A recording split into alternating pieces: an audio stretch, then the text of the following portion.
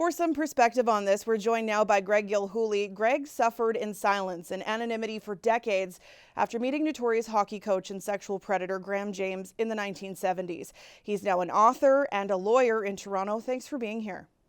Thanks very much for having me. First, when new stories like this come out, are you okay? How do you manage this? Because it cannot be easy to hear this is still happening.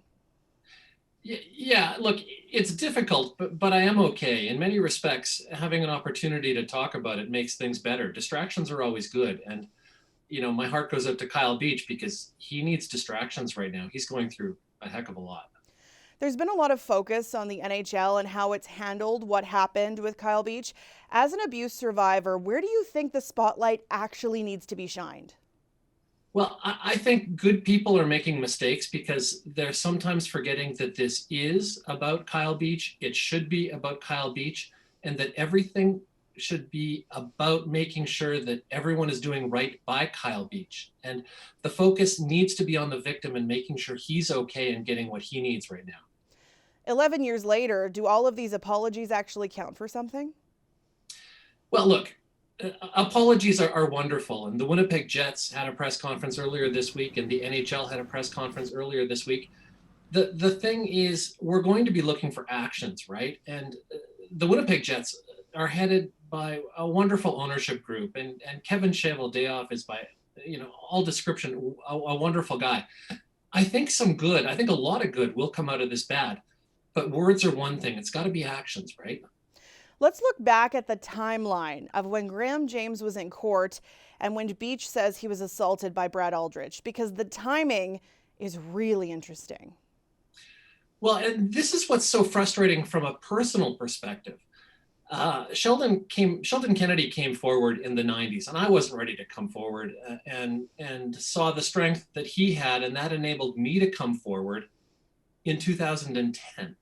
And Theo Fleury came forward at the same time in the fall of 2009. This was very much a massive issue in the news with respect to the pardon policy in Canada, but especially with respect to what was going on in hockey. The Graham James story was one of the bigger stories in 2010, in April of 2010. And this is when Kyle came forward in May of 2010. And so it is incredibly frustrating that the Chicago Blackhawks were so tone deaf back then that they could focus on the Stanley Cup and not on a sexual assault taking place within their midst. Hockey culture is a thing. Would you say things have improved over the last decade? Yeah, things are getting better every day, and that's, I think, we can sometimes what we should focus on. We it's a horrible story, and what happened to Kyle Beach is awful. Just as 4 decades ago, when I was abused by Graham and Sheldon and Theo and the rest. But every time someone comes forward, it gets better, and these issues become more and more. People are aware that these things happen, whereas before there might have been a stigma about coming forward. And don't get me wrong, it's still difficult to come forward, and there is a stigma.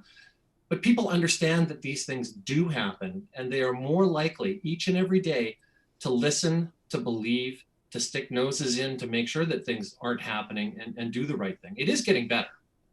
Greg, thanks for your time and for sharing your story. Thanks very much for having me on.